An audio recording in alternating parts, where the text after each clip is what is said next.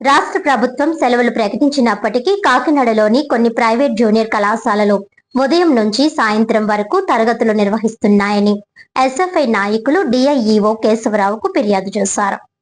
ఈ సందర్భంగా వారు మాట్లాడుతూ అనుమతులు లేకుండా అడ్మిషన్లు నిర్వహిస్తున్నాం, ఎన్ఆర్ఐ జూనియర్ కళాశాలలపై చర్యలు తీసుకోవాలని, అలాగే విదిశా జూనియర్ కళాశాలలో సాయంత్రం వరకు తరగతులు నిర్వహించడం నిబంధనలకు విరుద్ధమని విమర్శించారు. అన్ అకాడమీ పేరుతో అకాడమీ నిర్వహణలో చట్టపరమైన అనుమతులు ఉన్నాయా అనే అంశంపై విచారణ చేయాలని డిమాండ్ చేశారు. అదేవిధంగా నారాయణ జూనియర్ కళాశాలలో కూడా సెలవులను పాటించకుండా తరగతులు నిర్వహించడం, 10వ తరగతి ఫలితాలు రాకముందే బ్రిడ్జ్ కోర్సుల పేరుతో ఫీజులు వసూలు చేయడం జరుగుతుందని ఆరోపించారు. ఇక గుడారిగుంటలోని సరస్వతి భవన్, నారాయణ కళాశాల భవనం శిథిలావస్థలో ఉండడంతో విద్యార్థుల భద్రతపై ఆందోళన వ్యక్తం చేశారు. ఈ కార్యక్రమంలో ఎస్ఎఫ్ఐ కాకినాడ నగర కార్యదర్శి పి సత్యం, నగర నాయకురాలు పుష్ప తదితరులు పాల్గొన్నారు.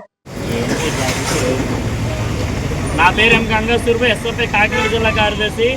ఏదైతే ప్రభుత్వ నిబంధనలకు వ్యతిరేకంగా ఆనంద్ థియేటర్ వెనకాల ఉన్నటువంటి వైజాగ్ జూనియర్ కళాశాల నిన్న నుంచి రాష్ట్ర ప్రభుత్వం సెలవు ప్రకటించిన ఈరోజు కూడా కాలేజీ నిర్వహిస్తూ ఉన్నారు. నిర్వహించడమే కాకుండా ఇంకా 10వ తరగతి రిజల్ట్ రాకుండానే 10వ తరగతి విద్యార్థులకి విద్య కోర్సు పేరు చెప్పి ఈరోజు క్లాసులు నిర్వహిస్తూ ఉన్నారు.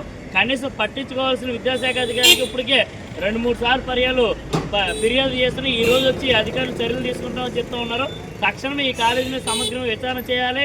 వైజాగ్ జూనియర్ కాలేజీ పేరు మీద పర్మిషన్ తీసుకున్న అన్ అకాడమీ సెంటర్ని ఏదైతే కోచింగ్ సెంటర్ నిర్వహిస్తూ ఉన్నారో, ఒక కోచింగ్ సెంటర్ నిర్వహించాలంటే ఏదైతే నిబంధనలు ఉన్నాయో ఆ నిబంధనలన్నింటినీ కూడా అమలు జరుగుతున్నాయో లేదో చూడాల్సిన డిఐఓ గారు వెంటనే పర్యవేక్షణ చేసి చర్యలు తీసుకోవాలి. అకాడమీ పేరు చెప్పి ఎటువంటి పర్మిషన్లు ఉన్నాయో ఆ పర్మిషన్లో లేని పక్షంలో వెంటనే చర్యలు తీసుకోవాలి. ప్రభుత్వానికి అకాడమీ పేరు మీద పర్మిషన్ తీసుకుని ఉంటే ఇప్పటి వరకు ఎంత మొత్తంలో జిఎస్టీ రూపంలో డబ్బులు కట్టారనేది కూడా ఎంక్వైరీ చేయాలని మేము ఎస్ఎఫ్ఐగా డిమాండ్ చేస్తా ఉన్నాం.